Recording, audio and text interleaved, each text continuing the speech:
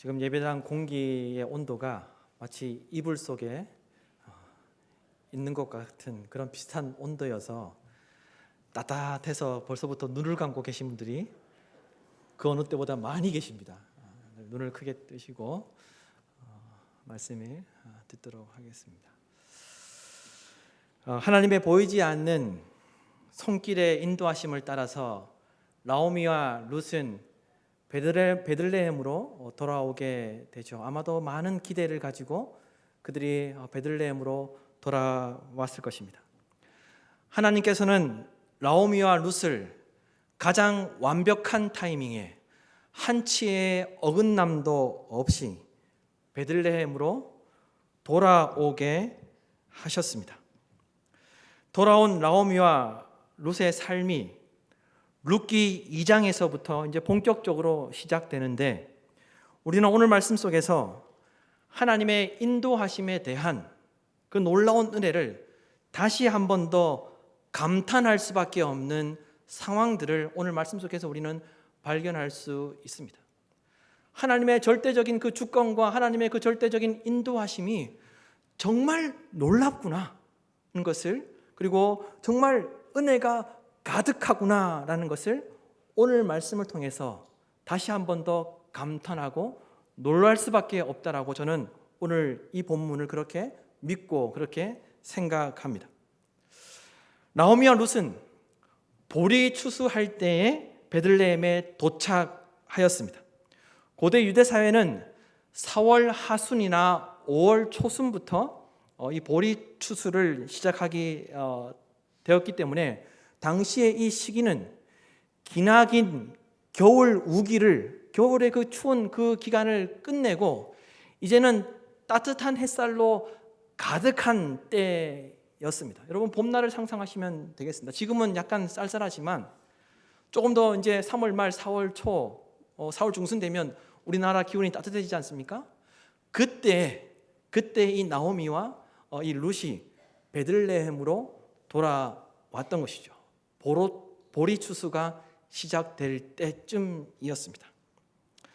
이제 나오미와 룻의 그 인생에도 따스한 햇살이 서서히 비추기 시작한 때가 바로 이 룻기 2장이라고 여러분에게 말씀드릴 수 있을 것 같습니다. 오늘 말씀 속에서 하나님께서 나오미와 룻의 인생을 놀랍게 회복시키시는데, 오늘 말씀을 통해 하나님의 놀라운 주권과 헤세드, 즉 한결같이 변함없으신 은혜를 베푸시는 하나님의 역사하심을 살펴보면서 하나님께서 오늘 저와 여러분에게 주시는 은혜를 나누고자 합니다. 여러분, 2절에서 4절 말씀을 다시 한 번 더 보십시오. 2절에서 4절이 좀 길지만 눈으로 한번 보십시오. 제가 읽어드리겠습니다. 모압 여인 룻이 나오미에게 이르되 원하건대 내가 밭으로 가서 내가 누구에게 은혜를 입으면 그를 따라서 이삭을 줍겠나이다 하니, 나오미가 그에게 이르되 내 따라 갈지어다 하매 룻이 가서 베는 자를 따라 밭에서 이삭을 줍는데 우연히 엘리멜렉의 친족 보아스에게 속한 밭에 이르렀더라. 마침 보아스가 베들레헴에서부터 와서 베는 자들에게 이르되 여호와께서 너희와 함께 하시기를 원하노라 하니, 그들이 대답하되 여호와께서 당신에게 복 주시기를 원하나이다 하니라. 여러분 보십시오. 나오미와 룻이 베들레헴으로 돌아오는 선택을 했음에도 이들의 상황은 전혀 나아지지 않았습니다. 분명 하나님께서 이스라엘 백성들을 돌보신다는 소식을 듣고 하나님의 돌보심 가운데 베들레헴에 양식이 있게 되었다는 이야기를 듣고 베들레헴으로 왔지만, 이들은 여전히, 나오미와 룻의 그 인생은 여전히 결핍으로 가득하였습니다. 하나님의 그 축복하심, 하나님의 그 돌보심, 그리고 베들레헴의 양식이 나타났다는 소식을 들었지만 여전히 이들의 삶은 부족함으로 가득하였습니다. 여전히 어려웠습니다. 따라서 나오미는 룻에게 한없는 미안함을 가지고 있었을 것이라 짐작해 볼 수 있습니다. 나를 따라오지 않았더라면, 내가 돌아가라고 했을 때 돌아갔더라면, 고향으로 갔더라면, 동서가 돌아갔을 때 같이 따라갔더라면 이런 고생을 안 했을 텐데 라는 생각에, 괜히 룻이 나를 만나서 고생하는구나 라는 그런 생각에 아마 나오미는 룻을 바라보면서 함께 돌아왔는데 여전히 그 힘든 현실 속에서 미안한 마음으로 가득했을 것이라 짐작해 볼 수 있습니다. 베들레헴으로 돌아왔지만 이들에게 삶의 고단함은 여전히 해결되지 않았습니다. 하나님께서 돌보시는 곳으로 돌아왔고 베들레헴에 양식이 있다라고 그 소식을 듣고 돌아왔는데 이들은 여전히 어려운 상황 가운데 있었습니다. 그래서 룻이 나오미에게 말합니다. 어머니, 제가 밭으로 가서 내가 누구에게 은혜를 입으면 그를 따라서 이삭을 주겠습니다. 얼마나 여러분 이 말이 불확실성으로 가득한 말입니까? 그죠? 어머니 고향으로 돌아왔으니 도움받을 사람을 제게 알려주세요. 어머니가 못 가시면 저라도 가서 제가 양식을 얻어오겠습니다 라고 이렇게 말했으면 조금 더 희망이 있었을 것 같은데 그게 아니라 무엇이라고 이야기합니까? 제가 밭으로 가서 내가 누구에게 은혜를 입으면 그를 따라서 이삭을 주겠습니다. 나가서 이삭을 줄 수 있을지도 모르지만 그렇게 이야기하였던 것입니다. 나오미를 따라왔지만 전혀 좋아지지 않는 현실에 룻은 자신의 신세를 한탄하지 않았습니다. 어머니 따라왔더니 이게 뭡니까? 어머니가 하나님께서 돌보신다고 해서 베들레헴으로 돌아왔는데 왜 우리가 계속 이렇게 힘들어야 합니까? 어머니에게 자신의 삶을, 자신을 원망하지도 않았습니다. 그리고 스스로 그 인생을 스스로 체념하지도 않았습니다. 분명 힘들고 어려운 상황 가운데 있었지만 누군가에게 원망하지 않고 오히려 시어머니에게 찾아가서 제가 이삭을 주우러 다녀오겠습니다 라고 정중하게 부탁하고 있는 모습을 우리가 오늘 말씀 속에서 발견할 수 있습니다. 여러분, 룻을 바라보는 나오미의 마음이 얼마나 아팠겠습니까? 그죠? 그래서 나오미는 말합니다. 내 딸아 갈지어다.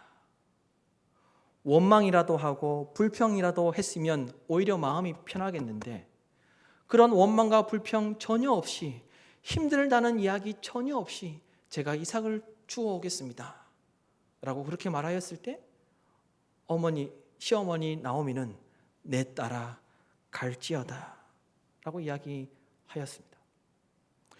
사실 여러분 한번 상상해 보십시오. 그렇게 내 딸아 갈지어다는 이야기를 듣고 룻이 집을 나섰을 때 얼마나 막연하고 얼마나 두려웠겠습니까? 어디로 가야 할지 알 수가 없었습니다. 정해진 곳이 없었습니다.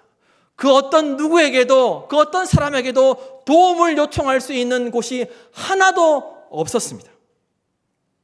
그러나 살기 위해서 밭으로 가서 이삭을 줍고자 집을 나섰던 것입니다. 그런데 놀랍게도 베들레헴의 수많은 밭들 중에 룻은 우연히 엘리멜렉의 친척이었으며 건세와 부를 가진 보아스의 밭에 가게 된 것이죠. 여기서부터 하나님의 놀라운 역사가 시작됩니다.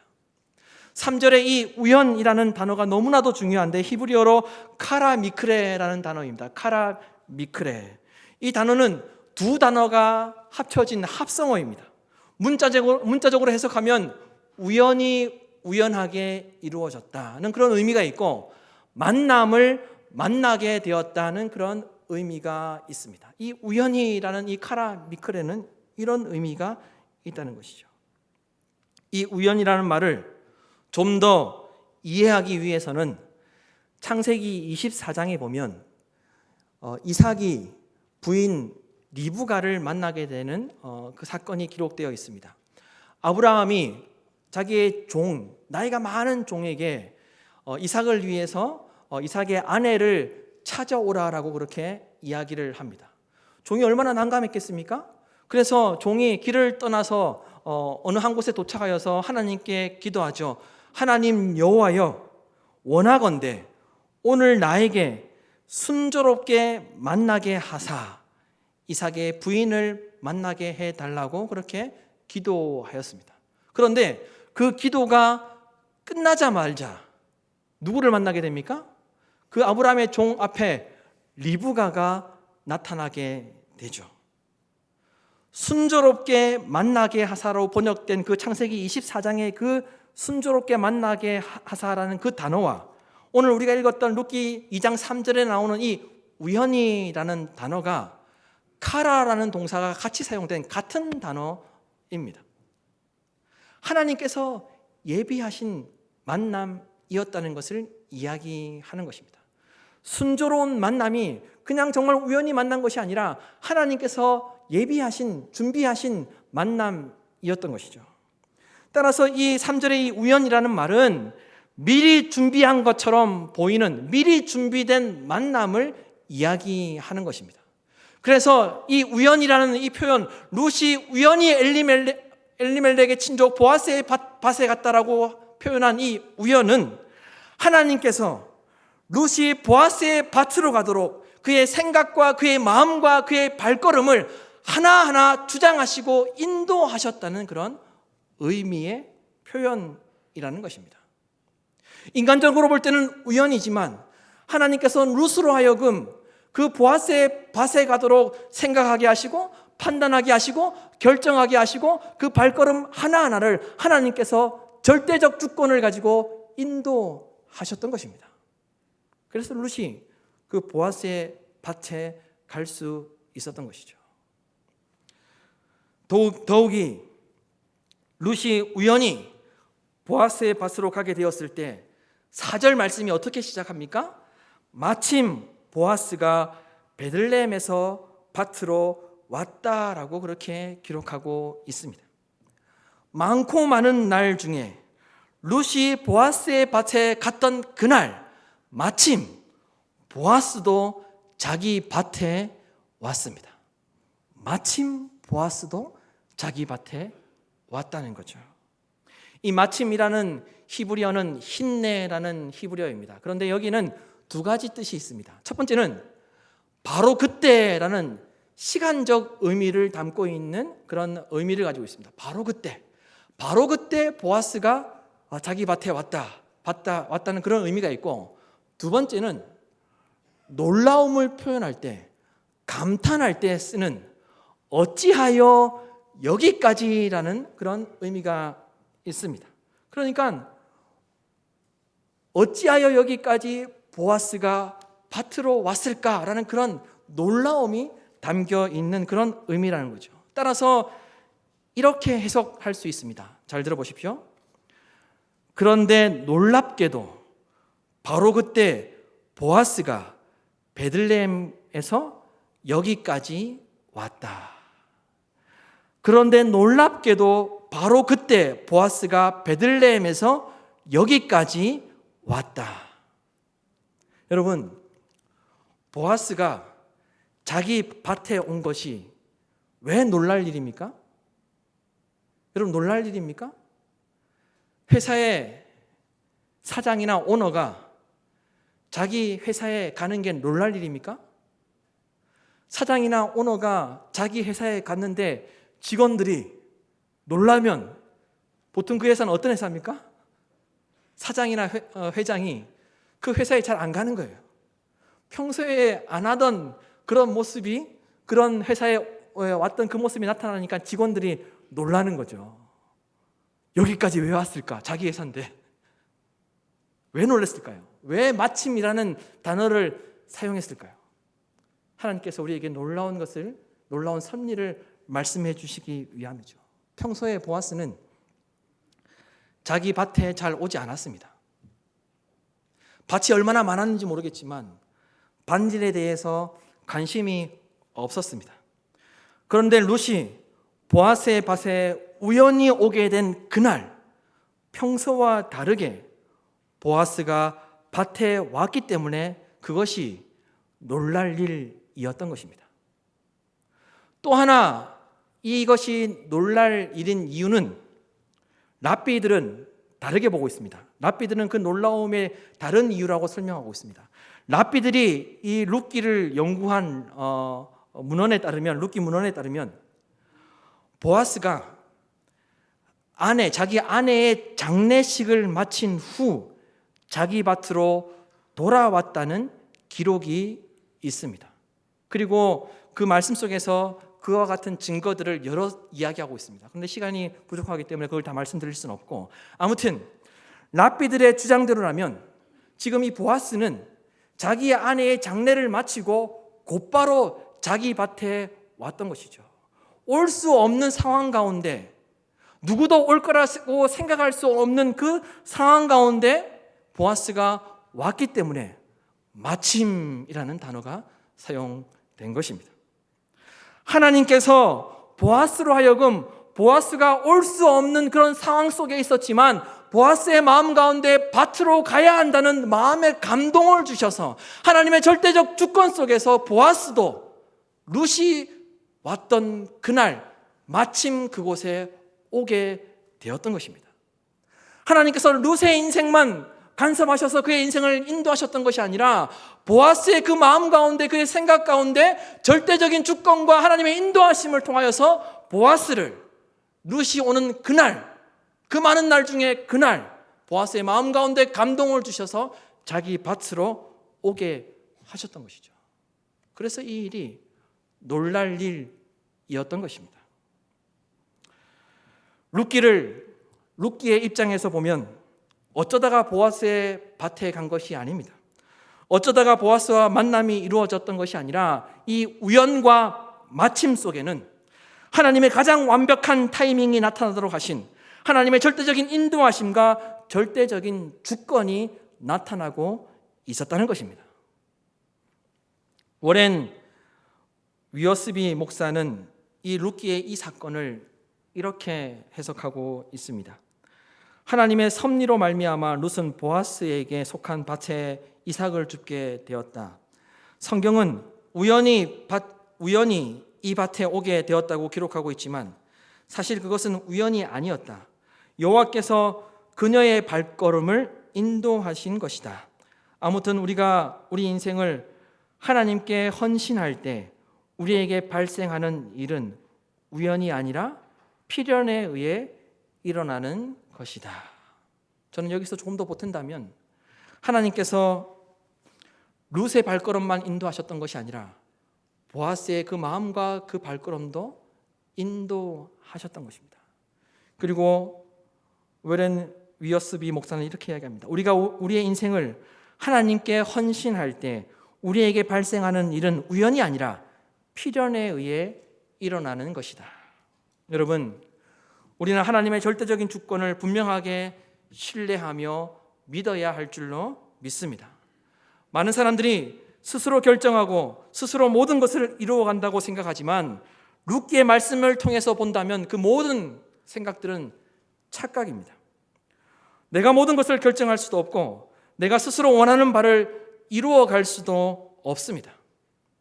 따라서 여러분, 어떤 환경 가운데 있더라도 상황이 힘들고 어려울 때에도 하나님의 주권과 일하심이 반드시 나타나고 있다는 것을 기억하시기를 바랍니다. 오늘날 우리 인생 가운데 하나님의 절대적 주권과 인도하심은 우연과 마침 속에서 분명하게 나타나고 있고 앞으로도 계속해서 나타나게 될 줄로 믿습니다. 또한 룻기 말씀은 우리의 삶을 하나님께서 절대적 주권으로 이끌어 가신다고 말씀하고 있지만 인간의 노력이 전혀 필요 없다고는 말하지 않고 있습니다. 인간의 노력이 전혀 무용지물이라고 결코 말하지 않습니다. 하나님의 은혜와 일하심이 룻에게 나타나게 되었던 아주 중요한 원리가 있음을 오늘 말씀 속에서 우리에게 일러주고 있습니다. 하나님의 절대적인 주권과 하나님의 절대적인 인도하심이 우연히 룻에게 일어났던 것이 아니라 룻에게 그와 같이 하나님의 절대적인 주권과 인도하심이 나타날 수밖에 없는 삶을 룻이 살았다는 것을 우리에게 말씀해 주고 있습니다. 여러분 10절에서 11절 말씀을 보십시오. 10절에서 11절 말씀을 다 같이 한 목소리로 읽도록 하겠습니다. 룻이 엎드려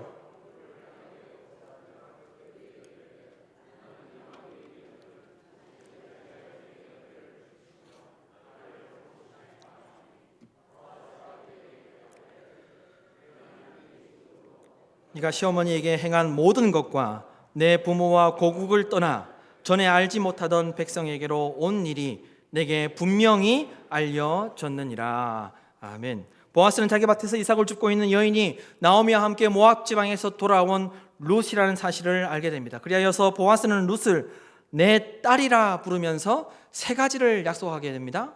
이삭을 줍는 데 부족함이 없도록 충분한 수입을 보장해 주겠다는 것을 약속합니다. 그리고 당시에 사회적으로 가장 약자였던 과부에게 너의 삶이 안전하게 될 것이다, 내가 너를 보호해 주겠다라고 약속을 합니다. 그리고 마지막 세 번째로 베들레헴은 물이 귀한 동네였는데 너가 물을 자유롭게 먹을 수 있도록 내가 약속해 주겠다. 이 세 가지를 약속했어요. 성경학자들은 이삭을 줍는 사람들에게 이 세 가지의 약속은, 특별히 남편을 잃은 과부에게 이 세 가지의 약속은 최고의 약속이었다, 아주 특별한 약속이었다, 아주 놀라운 은혜를 베푼 것이다 라고 성경학자들은 이야기합니다. 그래서 룻이 어떻게 반응합니까? 오늘 말씀해 보면 얼굴을 땅에 대고 절하며 말하죠. 나는 당신들이 혐오하는 이방인 여인입니다. 그런데 어찌하여 저에게 이런 은혜를 베풀어 주십니까? 라고 이야기를 합니다. 보아스가 대답합니다. 네 남편이 죽은 후로 네가 시어머니에게 행한 모든 것과 내 부모와 고국을 떠나 전에 알지 못하던 백성에게로 온 일이 내게 분명히 알려졌다라고 이야기하고 있습니다. 네가 고생한 그 모든 그 인생, 그 행위, 그 삶의 자리를 내가 다 들어서 알고 있다는 이야기를 한 것이죠. 보아스는 두 번이나 반복하여서 룻의 행위가 온 동네에 널리 알려졌다, 그래서 나도 들었다, 나도 알고 있다, 남편이 죽은 후에 너가 시어머니를 떠나지 않고 너가 시어머니를 얼마나 잘 모셨는지, 얼마나 너가 시어머니에게 선대하였는지 내가 다 들었다, 시어머니에게 얼마나 너가 자비롭게 섬겼는지 내가 다 알고 있다, 책임을 다하고자 시어머니 곁을 떠나지 않고 그 책임을 다한 건 내가 다 알고 있다, 심지어 고향으로 돌아가지 않고 하나님에 대한 신앙을 바탕으로 베들레헴으로 돌아오기로 결단하고 선택한 거 내가 이미 다 들어서 알고 있다. 그래서 내가 너에게 이와 같은 약속을 하는 것이다. 그래서 너가 살아온 인생을 내가 다 알기에 그 은혜를 내가 갚아주는 것이다 라고 그렇게 이야기하였던 것이죠. 아니, 엄격하게 말하면 하나님께서 룻의 인생을 다 지켜보고 계셨기에, 룻이 하나님 앞에 너무나도 온전한 삶을 살고 있었기에, 힘들고 어렵지만 고난 가운데 있었지만 자신의 삶을 먼저 살피지 아니하고 시어머니를 돌보며 시어머니에게 자비를 베풀고 시어머니에게 책임을 다한 그 모습을 하나님께서 다 지켜보셨기에, 그 행동이 너무나도 귀하기에 하나님께서 보아스를 통해서 룻에게 은혜를 베풀어 주셨던 것입니다. 그리하여 하나님의 회복해 하심으로 말미암아 룻이 놀라운 은혜를 보아스를 통해서 경험하게 된 것이죠. 그리고 여러분, 룻이 보아스에게 나는 이방 여인이거늘 당신이 어찌하여 내게 은혜를 베푸시며 나를 돌보시나이까 라고 말하였는데, 여기에도 룻이 상상할 수 없는 또 다른 하나님의 놀라운 섭리가 담겨져 있습니다. 여러분, 보아스의 부모님이 누구이십니까? 보아스의 부모님이 누구입니까? 마태복음 1장 5절 말씀에 보면 이렇게 기록하고 있습니다. 살몬은 라합에게서 보아스를 낳고 보아스는 룻에게서 오벳을 낳고 오벳은 이새를 낳고. 이 1장 5절의 말씀을 보시면서 놀란 분들이 아마 계실 것입니다. 보아스의 어머니가 라합이었습니다. 여러분, 라합이 어떤 사람입니까? 여호수아가 여리고성에 정탐꾼을 보내었을 때 그 정탐꾼 여리고성에 도착했던 그 정탐꾼에게 위기가 찾아오게 되죠. 그때 이 정탐꾼들이 우연히 기생 라합의 집으로 들어가게 됩니다. 그런데 놀랍게도 마침 그 기생 라합이 정탐꾼들에게 은혜를 베풀어서 그를 숨겨 주었습니다.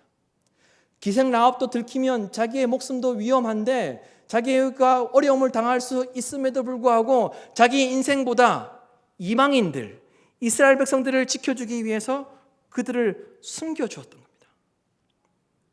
얼마 후에 여리고성이 파괴되고 맙니다.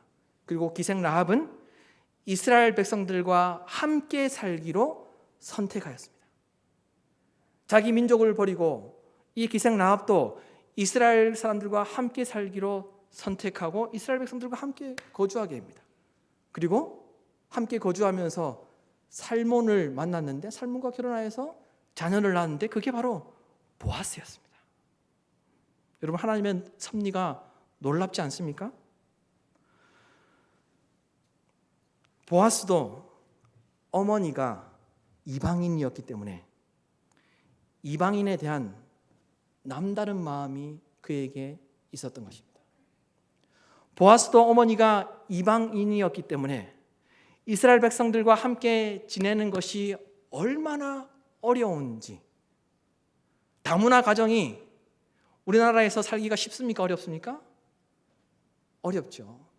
마찬가지로 이 보아스도 어려서부터 자기 어머니가 얼마나 사람들에게 무시를 당하고 외면을 당하고 있는지를 다 보고 자랐기 때문에 이 보아스는 이방인들에 대한 남다른 마음이 있었던 것입니다.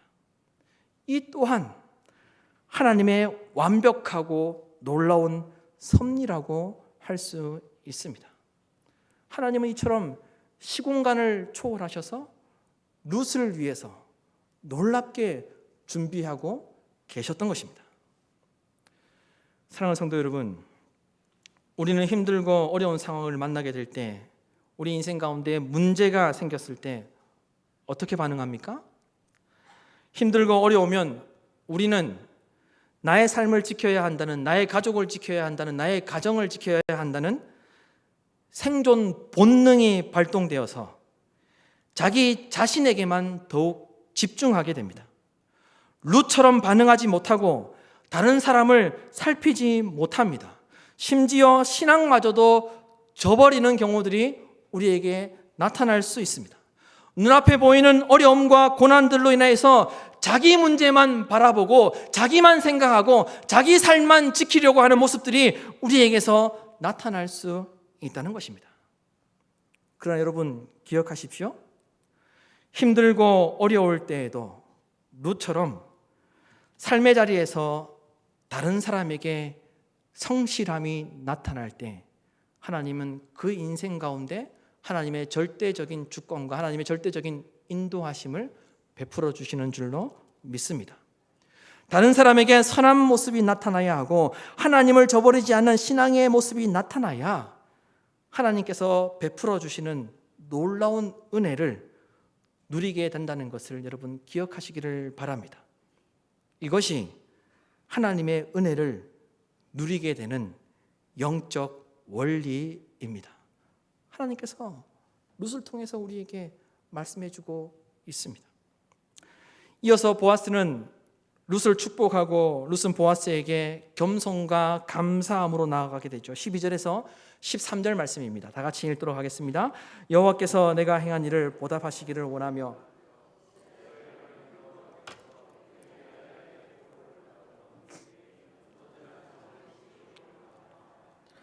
룻이 이르되 내 주여 내가 당신께 은혜 입기를 원하나이다. 나는 당신의 하녀 중에 하나와도 같지 못하오나 당신이 하녀를 위로하시고 마음을 기쁘게 하는 말씀을 하셨나이다 하니라. 아멘. 12절 말씀에 보답하시기를 이라는 말과 온전한이라는 말은 이렇게 번역되어 있지만 사실 히브리어로 같은 단어입니다. 샬롬이라는 단어입니다. 하나님께서 룻이 행한 일들로 인하여서 하나님께서 룻이 그 시어머니에게 했던 그 선대함, 그 자비로움, 그 책임 있는 행동을 보시고 하나님께서 룻에게 샬롬을 허락해 주셨습니다. 하나님께서 그 인생 가운데 온전하게 해주셨습니다. 하나님께서 그 룻의 인생 가운데 그 행위를 보시고 그가 살아온 그 삶의 헌신을 보시고 그의 삶 가운데 기쁨이 가득할 수 있도록 기쁨을 회복시켜 주셨습니다. 하나님은 시련과 고난 중에도 누군가와 함께 해주고 자신이 할 수 있는 것으로 나누며 힘들고 어려운 형편 중에도 헤세드를 실천하는 사람에게 하나님은 반드시 하나님 날개 아래서 샬롬을 보장해 주실 줄로 믿습니다. 반드시 그 인생을 온전하게 하시고 성취하시며 기쁨을 회복시켜 주실 줄로 믿습니다. 룻의 인생을 놀랍게 역사해 가신 하나님의 섭리와 보아스를 통해 룻이 받은 놀라운 은혜를 기억하며 우리가 살아가므로 룻의 인생 가운데 베푸신 하나님의 날개 아래서 보호하신 샬롬을 충만하게 누리는 복된 인생들 되시기를 주님의 이름으로 축원합니다. 그리고 어떤 상황 가운데 있다 할지라도 내가 비록 힘들고 어렵고 내가 시련에 빠져 있고 내 문제가 많다 할지라도 누군가에게 룻이 되어주고 누군가에게 보아스가 되어주어 샬롬의 은혜가 여러분의 삶 가운데 충만히 나타나기를 주님의 이름으로 축원합니다.